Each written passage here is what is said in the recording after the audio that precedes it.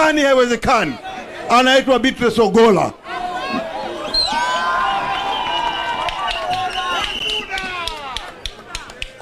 Vile vile niko na mama mshupavu, yeye mshupavu zaidi na anahusikana sana na mambo ya watoto wadogo wa kike. Kwa hiyo yeye ni mrembo kama anavyosema ndugu yangu, mrembo sana, anaitwa Betty Shengo. Ya mwisho niko na jabali anayejulikana Kenya mzima, akisema atatoboa atatoboa, anaitwa Richard Onyonka.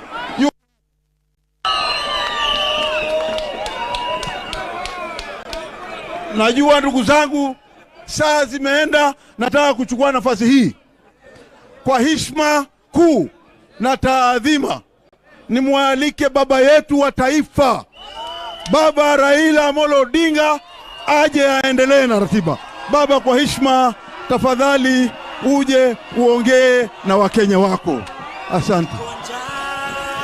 Siezi karanga uwe hai shagala bagala, niko tayari kulipa gharama, sitasimama wala sitasimama maovu ya kitawala. Haya.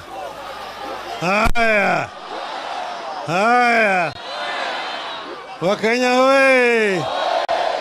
Wakenya hoye! Vijana hoye! Wamama hai! Wamama hai! Asanteni sana. Siku ya leo ni siku ya maombi.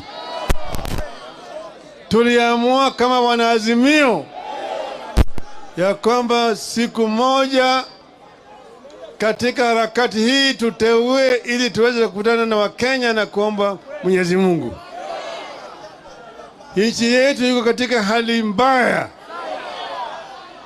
Ndio sababu tumesema ati Mwenyezi Mungu peke yake ndio anaweza kuamua kusaidia Kenya. Lakini Biblia inasema ati Mungu anasaidia wale ambao wanajisaidia wao wenyewe. Sio? Nataka kwa niaba ya wenzangu hapa kutoa shukrani kwa viongozi wetu wa dini, wa Kristo na Waislamu ambao wamefika hapa siku ya leo. Wametewa kufika hapa na kukaa na sisi na kutuambia sisi.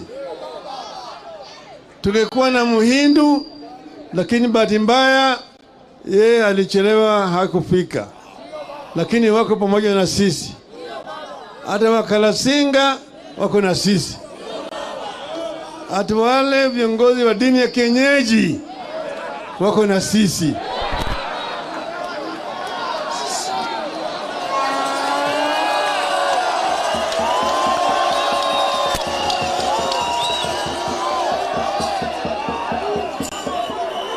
Sio? Yesu alisema asiye yule mtu ambaye kila mara kwa mara anasema Mungu Mungu Mungu atafika katika mfalme ya Mungu. Sasa sisi tunasema wale ni wanafiki. Kila Jumapili wanaingia kanisani kujifanya hata wanaomba ati wamcha Mungu, lakini baadaye wanatenda maovu makubwa zaidi. Mwingine anasema Kenya ni kampuni. Kenya ni kampuni, kuna mashares, ati kuna hisa. Kuna wale ambao wako na hisa kubwa.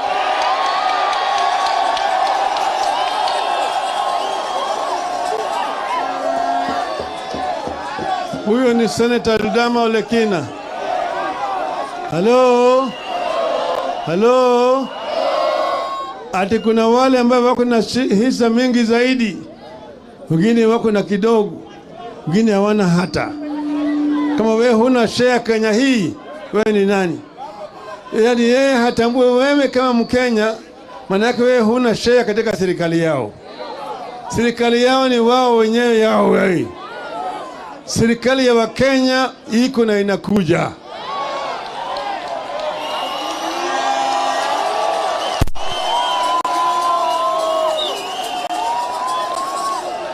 Tumesema kama Azimio ya kwamba kila Mkenya ni Mkenya.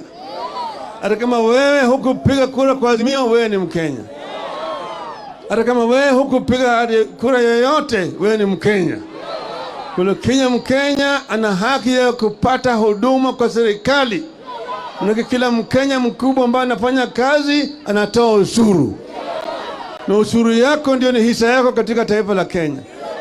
Lakini hata wale watoto ambaye bado wananyonyeshwa kwa matiti ya mama yao, wale ambao wako kwa shule, kwa nursery, kwa primary, kwa sekondari, kwa chuo kikuu, ni wa Kenya. Walemavu ni wa Kenya. Wale wazee ambao wamestaafu ni wa Kenya. Kwa hivyo serikali ya Azimio itaangalia maslahi ya Wakenya wote bila kutegemea kabila. Ati huyu ni Mkikuyu, huyu ni Mkamba, huyu ni Mluhya, huyu ni Mkalenjin, huyu ni Mwarabu, huyu ni Mdigo, huyu ni Mjaluo, huyu ni Mkisii, huyu ni Mkamba, Turukana na kadhalika. Wakenya wote watatambuliwa na serikali ya Azimio. Pili, unaona vile wanazidi kutesa wale ambao walikuwa katika serikali ya Uhuru. Juzi wanaenda kumtesa Bwana Matiang'i. Alafu sasa wanaanza kutesa wakili Dansan Omari. Ameandikia barua na DCI ata wanafanya uchunguzi kwake. Atatakana kesho afike pale kwa DCI kufanya uchunguzi. Huyo ni wakili ambaye anafanya kazi yake ya wakili. Tunataka kuambia hawa wachana na Matiang'i na wachana na Dansan Omari. Hawa ni watu. Sasa kijana Omondi jana walipiga kule kwa bunge kuenda tu kutetea haki ya Wakenya. Hiyo walienda pale kufanya tu maandamano ya kiamani. Nataka kuambia nyinyi kule London mbele ya House of Commons, ukienda utakuta watu hata 1,000 wanafanya maandamano hapo hapo katika bunge ya Uingereza, na wanalindwa na polisi. Hawashikwi na polisi, hawapigi tear gas, manake hiyo ni haki yao. Tunataka Bwana Ruto na watu yake bandia hapa wafundishwe ati maandamano ni halali. Peaceful demonstration is done in front of House of Commons in the UK. It's done in front of the White House in the United States of America. In front of the Congress of America. Peaceful demonstration is allowed. It's protected. Demonstrators are escorted by police. Kwa hiyo tunaambia hawa watu kwamba watu wetu wakifanya maandamano, polisi wana jukumu ya kuwasindikiza, kuhakikisha kwamba wako na usalama. Hiyo ni serikali ambayo imestarabika. Lakini kwa sababu hawa watu sio serikali ambayo tunawatambua, wanaweza kufanya mambo ya kinyama namna hiyo. Lakini siku yao inakuja. Siku ya 40 inakuja. Siku ya 40 yao inakuja. Inakuja. Sisi kama Wanaazimio tumesema tunataka amani katika taifa la Kenya. Hatutaki mtu yoyote popote atishe Mkenya. Juzi tulikuwa kule Kisii, tukafanya mkutano wa amani kule Keroka, kule Kiumbu, kule Kisii town. Keshoe wakatuma majambazi wakisindikizwa na polisi wakaenda kupiga vijana wetu kule Kisii, kupiga na kuwalaumu na kuwajeruhi ati kwa sababu walikuja kwa mkutano wetu. Tunaambia hata mkitumia nguvu kiasi gani hamtaweza. Wakenya wanakuja for you. Kenyans are coming for you. Mpende msipende. Kwa hivyo sasa siku ya leo niko na taarifa nataka kusoma hapa. Nataka nisome.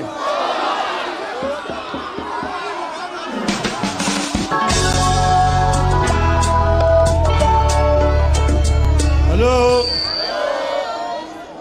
Jeevanjee Gardens Prayer Points, February 22, 2023.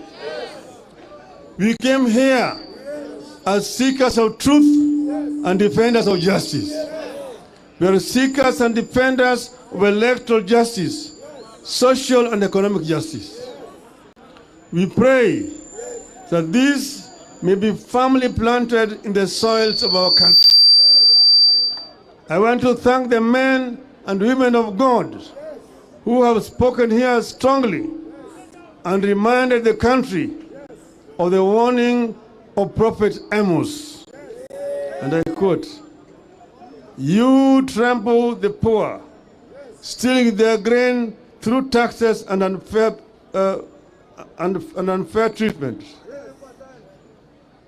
Therefore, though you build beautiful stone houses, you will never live in them. Though you plant lush vineyards, you will never drink wine from them." Amos 5:11. 3. In line with our quest for electoral justice and social justice, we have 3 significant pronouncements to make. First, the cost of living. We have been talking about the rising cost of basic commodities like unga, electricity, diesel, petrol, paraffin, sugar, milk, among others, for far too long. We have complained about rising taxes, and we have lately talked about children dropping out of school for lack of fees. Withdrawal of subsidies to food and education in the middle of drought and famine was reckless and heartless. Consequently, the subsidies must be restored, the cost of basic commodities and taxes must come down in the next 14 days. Secondly, electoral deceit must end. Servers must be opened and audited under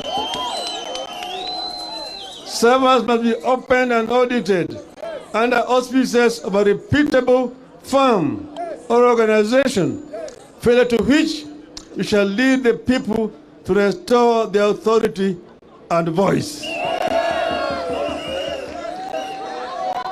5. The ongoing 6.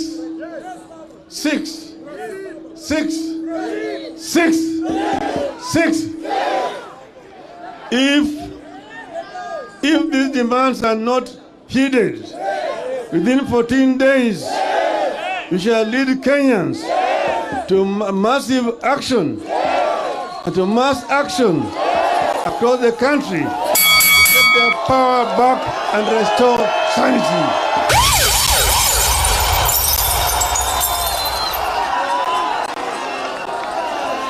Hello? As many as that opinion say aye, as many as contrary opinion say nay, the ayes have it.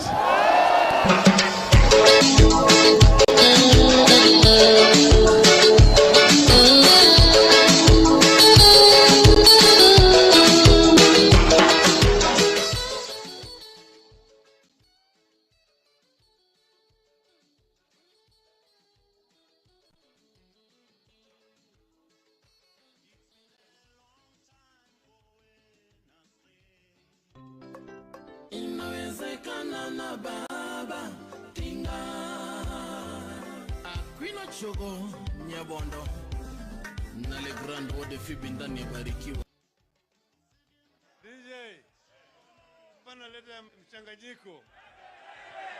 Nataka lero lero ni lero, lero lero ni lero. Lero ni lero, ayangu lero ni lero, lero ni lero, jamani lero ni lero. Waseme jambo.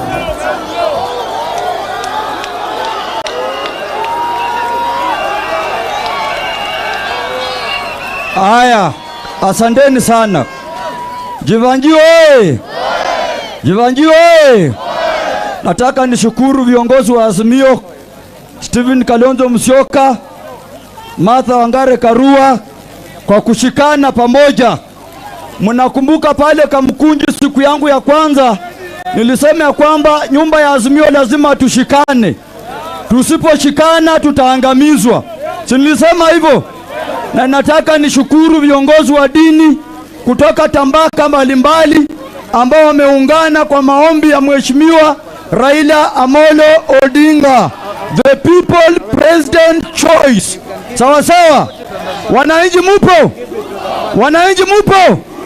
Nataka niambie Rigathi Gachagua, kwa sababu yeye anaona ni mtu wa kiburi, ako na kimbele mbele, anataka kugawa Kenya, analeta ukabila. Mimi nataka niambie Rigathi Gachagua, bado Kenya haina deputy president.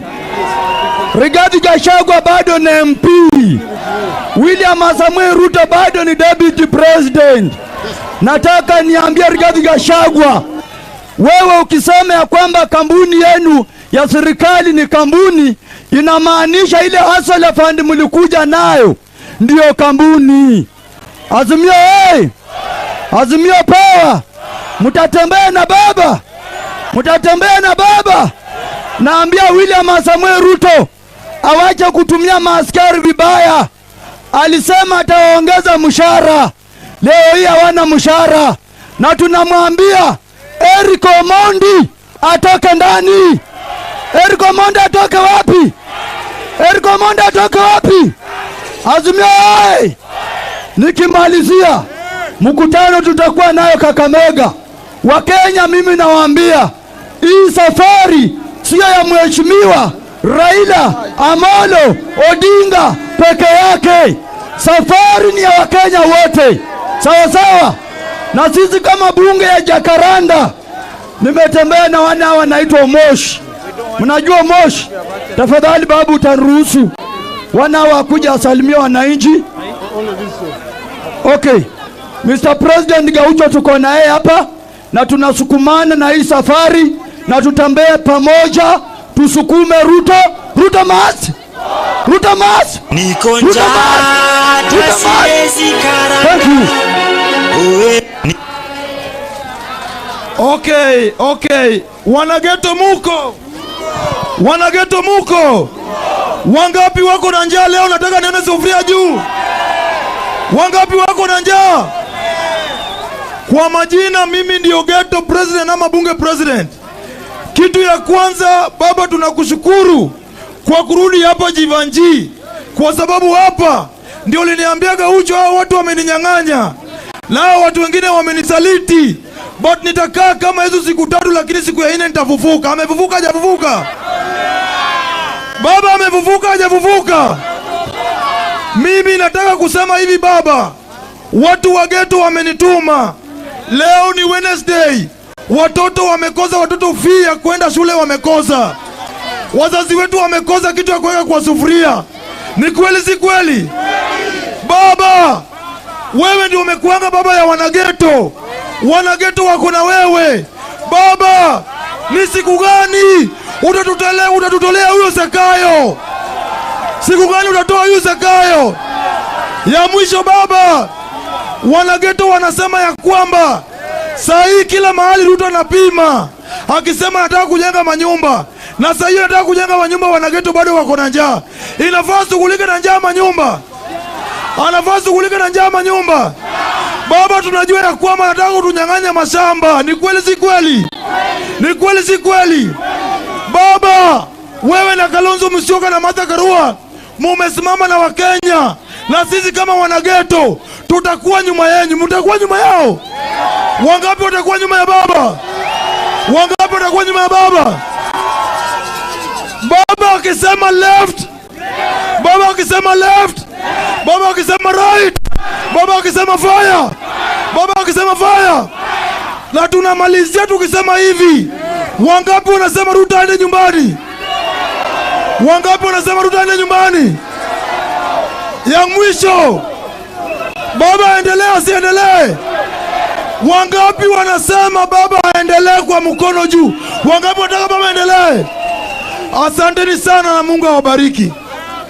Niko njaa hata siwezi karanga, uwe hai shagala bagala, niko tayari kulipa gharama, sitasimama.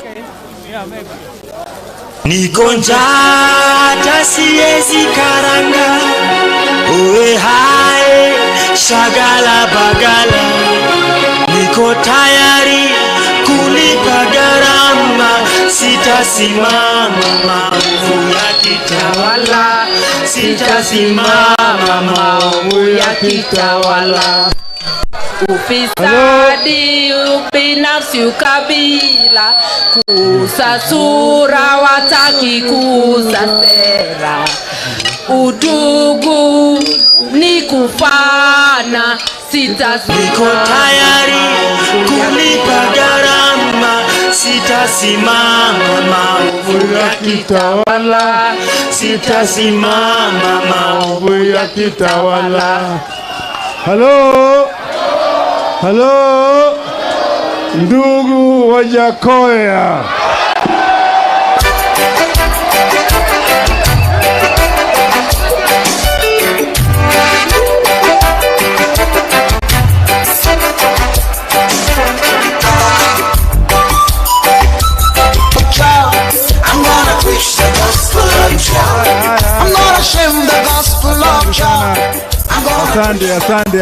Asante baba. Asante.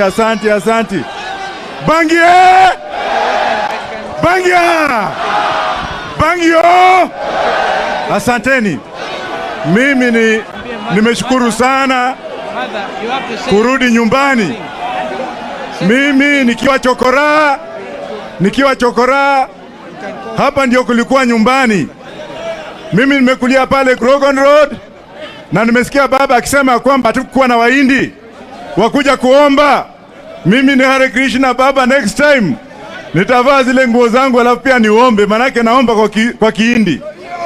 Ya pili, mkiona Roots Party ambayo mimi ndio mwenyewe nimeunga baba Martha Karua na Kalonzo Musyoka na Eugene Wamalwa wa mkono.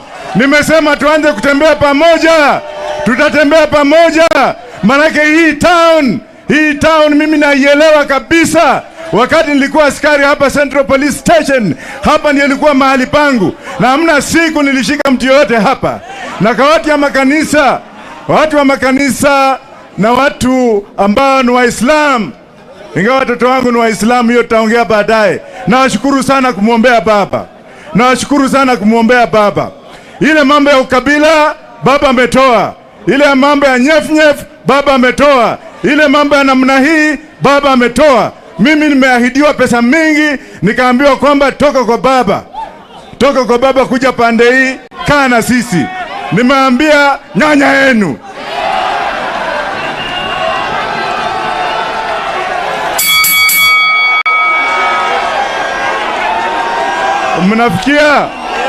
Nyinyi mnafikiria mimi ni mtu ya kuuzwa? Mimi ni mtu ya kupigwa mnada? Lakini sasa tena watu wa makanisa nitasema kitu kimoja.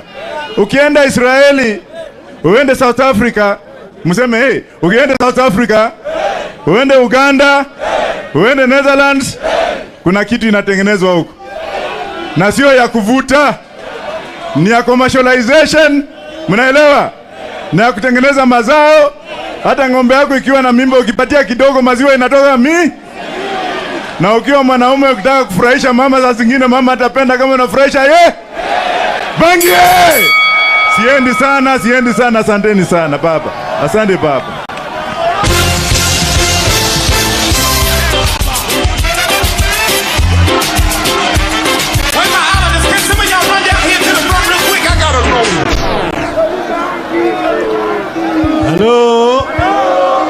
Hello.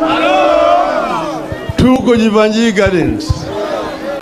Bwana Jeevanjee mwenyewe alisimamia haki. Ndio sababu hapa ilitawaliwa kukumbuka yeye. Lakini ng'ambo pale University Way hapo inaitwa Haridhuku Way. Haridhuku alikuwa mpigania uhuru 1926. Pale hapo mnaona hapo kulikuwa na vita kali. Wazungu walipiga Waafrika risasi wakaua watu wengi sana, kwa sababu walikuwa wanaongozwa na Haridhuku ambao walikuwa wanakataa utawala wa kidhuluma na kutoa ushuru hovyo. Hapa ndio vita ya ukombozi ilianza hapo. Nilisikia mwingine bwana Gacheta akisema ati ni mtoto wa Mau.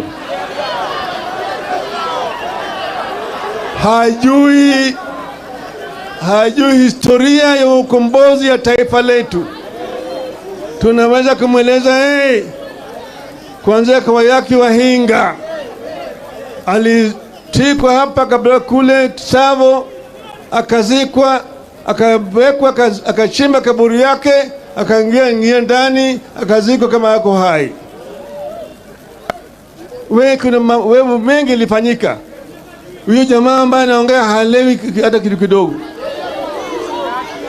Nataka kuambia kwamba baadaye umoja wa Kenya ndio ileta uhuru. Wakati Mau walikuwa kwa jela, wale ambao walikuwa nje hapa walipigana ili Mau watolewe kwa jela. Kuna Gachoka kama baba yako alikuwa kwa jela, alitolewa na wale walikuwa nje, ukiongozwa na Jaramogi Oginga Odinga na Tom Mboya na Masinde Muliro na Julius Kiano na Njoroge Mungai na Rawan Soguda. Hao wote walikuwa wanapigania ili wale ambao walikuwa wanadhulumiwa na wabeberu waachiliwe. Walikuwa Wakenya wote, hawakuwa ati huyu ni Kalenjin, ati huyu ni nani hii. Walikuwa ni Wakenya wote. Kwa hivyo sasa wanaambia wewe, wacha kuleta chuki kwa Wakenya, wacha ubaguzi wa kikabila. Wakenya wote wako pamoja. Wakikuyu walinipiga mimi kura mingi zaidi kushinda wewe na Uhuru. Walinipiga mimi kura kushinda wewe na Uhuru. Wewe huna chochote unaweza kuambia Wakenya. Kaa kimya kabisa. Kaa kimya. Usipokaa kimya tutanyamazisha wewe.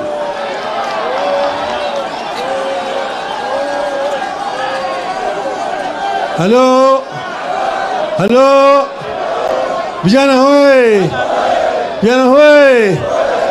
Sasa mimi nataka kualika ndugu yangu, mdogo wangu, Mheshimiwa Stephen Kalonzo Musyoka. It shall be permanent. It shall be permanent. Thank you. What the Lord has done for me. It shall be permanent. It shall be permanent. Thank you. Thank you. Huyu wa Jokoya look alike zumpeleke pale. Pita hapa ba. Kuna wa Jokoya look alike. Wa Jokoya wawili hapo. Thank you. Pandishe bwana ndio tuongee. Ngoja my friend. I gave you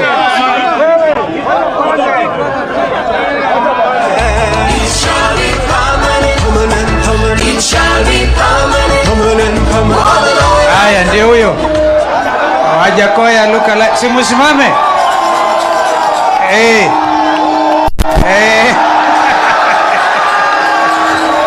Haya asante.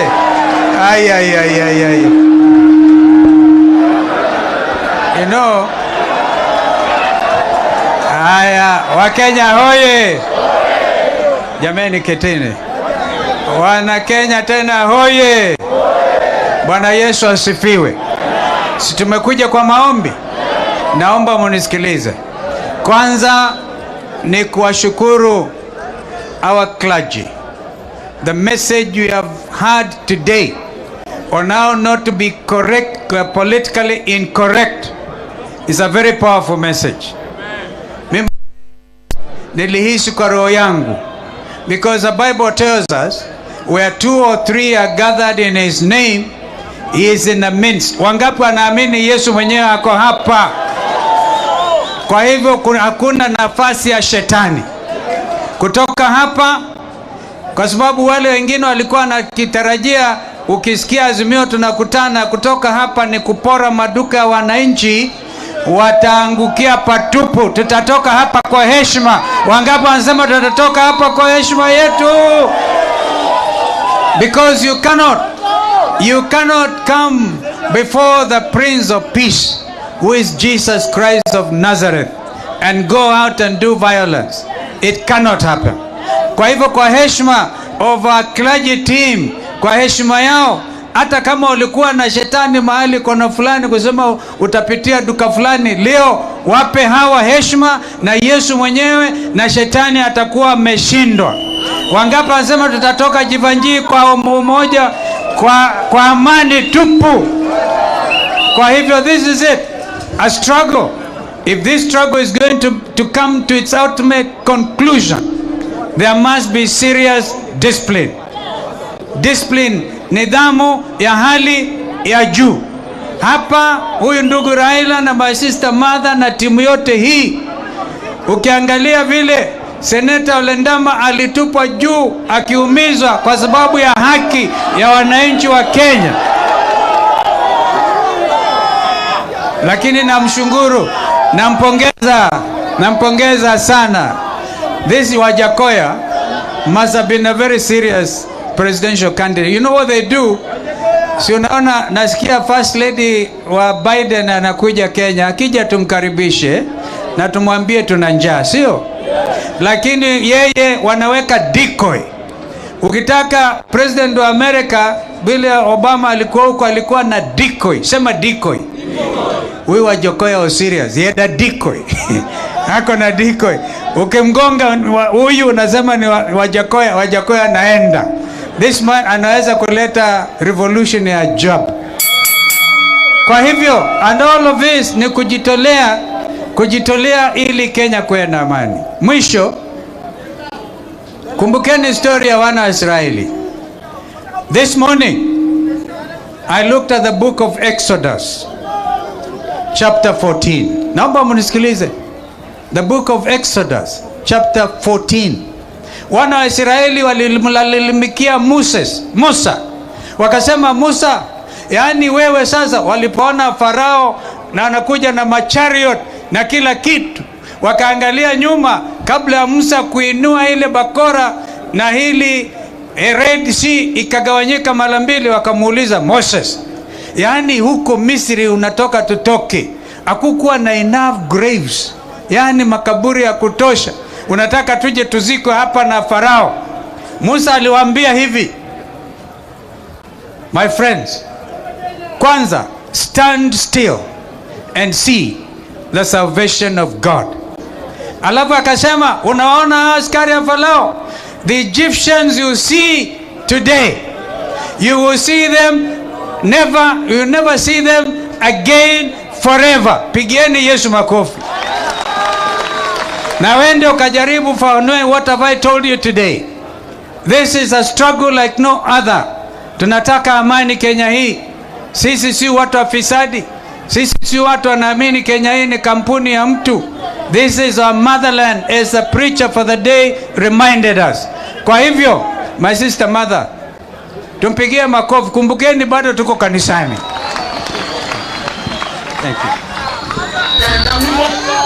Nairobi oye! Wananchi oye! Hakuna maneno mingi, baba ashaongea.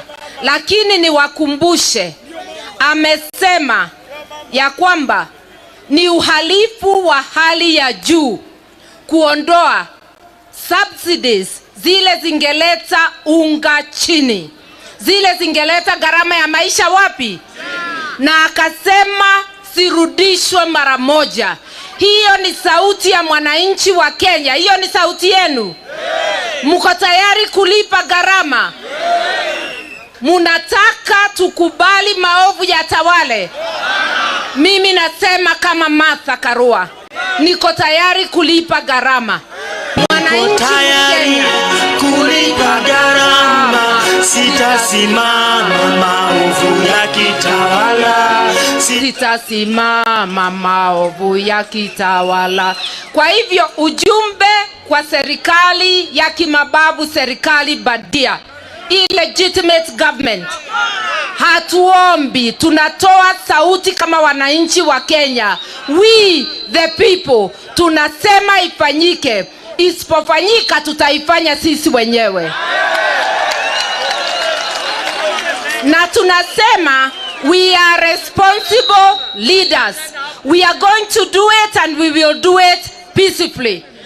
Najua wanataka kupanda wahalifu kati ya wafuasi wetu, ndivyo wananchi waogope. Sisi si wahalifu. This rally is the 11th. Hii ni rally ya 11 na tumekuwa completely peaceful. Tutaendelea kuwa peaceful, lakini ushukani kikatiba iko kwa mwananchi Mkenya. The final court is the court of public opinion. Itafanyika, wananchi lazima wapate haki yao, na hiyo ni mwisho. Asanteni sana. By some popular demand, Mheshimiwa Ole Ndama. Sawa. Haya. Hebu inua mkono juu kama uko na njaa. Leo tusalimiane kwa hewa tena. Jeevanjee, mimi nataka munisikize vizuri kwa dakika moja. Tumekuja hapa kwa sababu tuko na njaa. niko njaa hata siwezi kawana. Bei ya unga imeenda kupanda zaidi. Wiki hii unga itapanda mpaka shilingi 220. Wiki ijao unga itapanda mpaka shilingi 250. Ile mambo ambayo inaendelea sasa baba ni kwamba mila za wale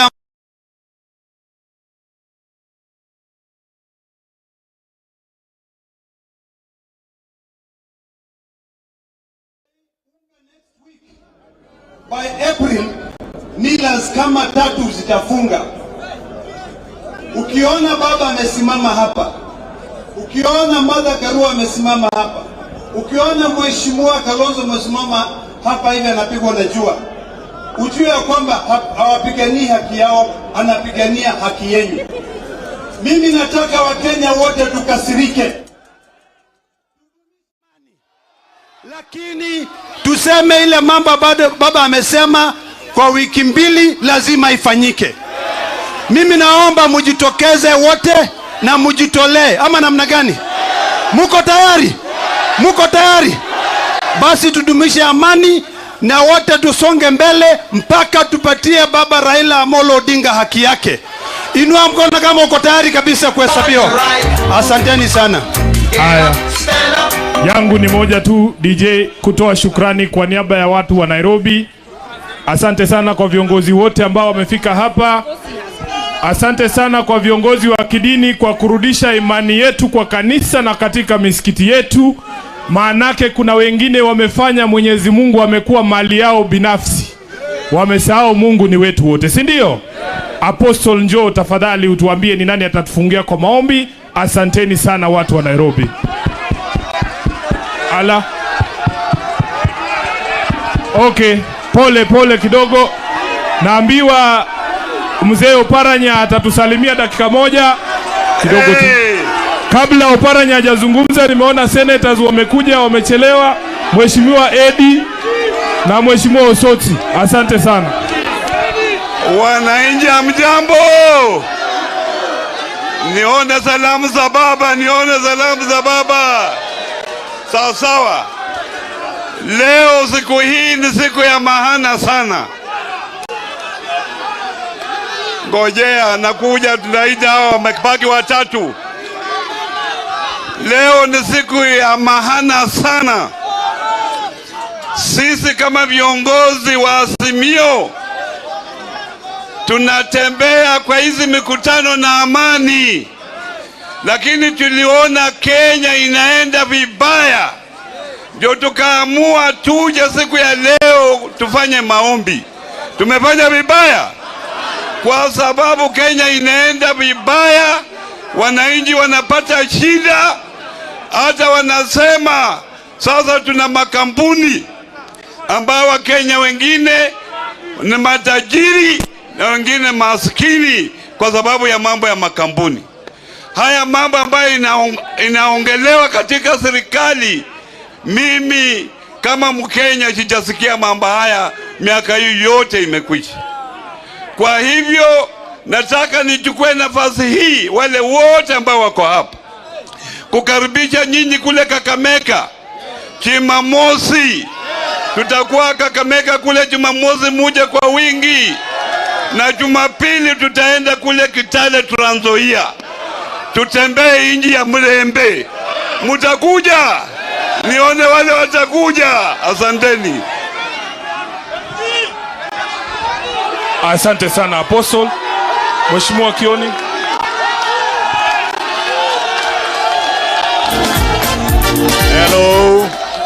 Hello.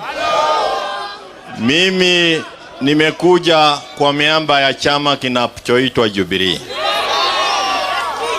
Na Jubilee ni chama moja tanzi ndani ya Azimio.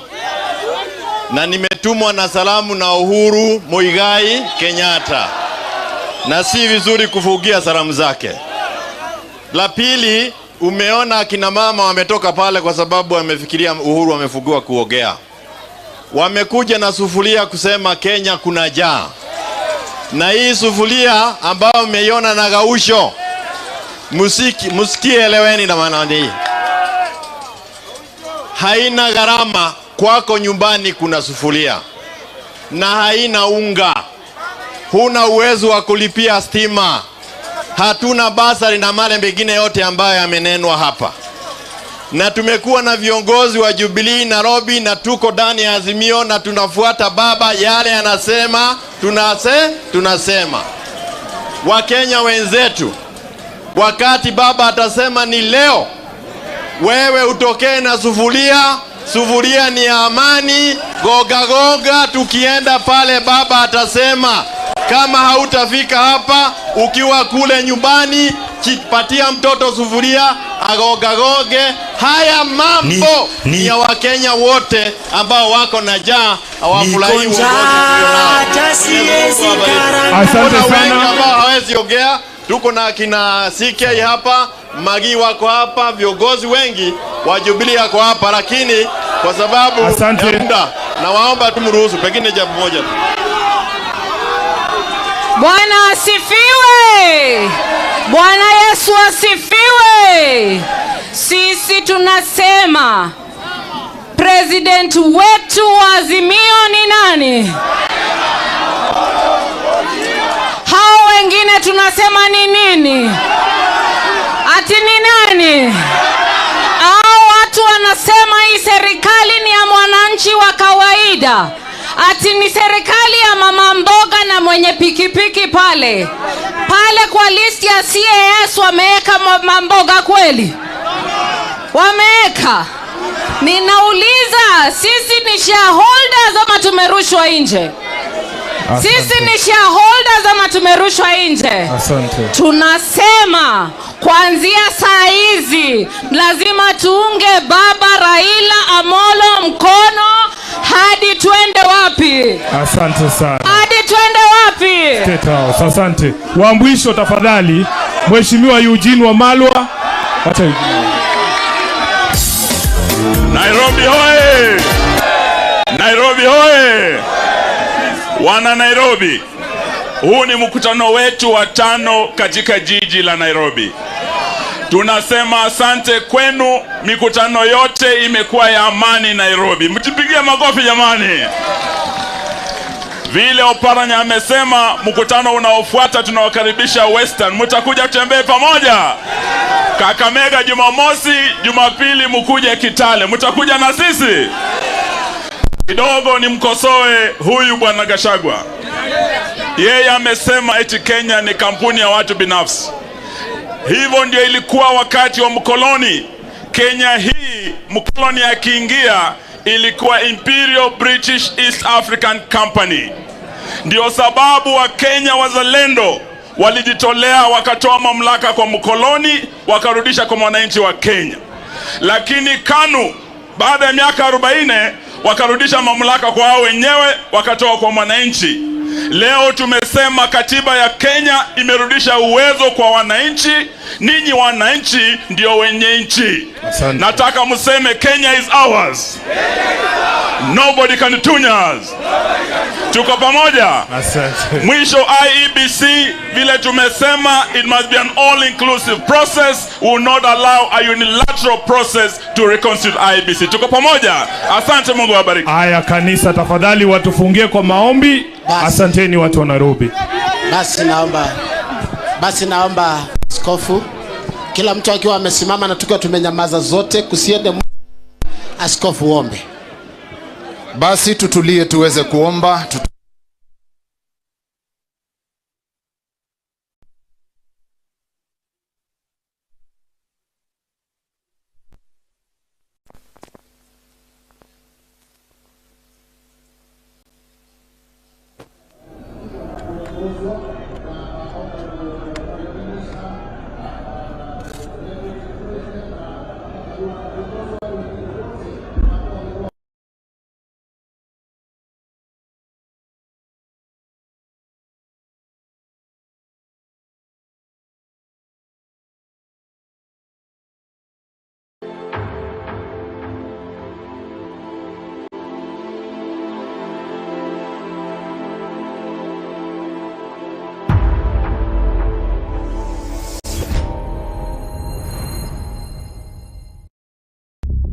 A fight for retrenchment benefits has spiraled into a complex legal tussle at a government parastatal.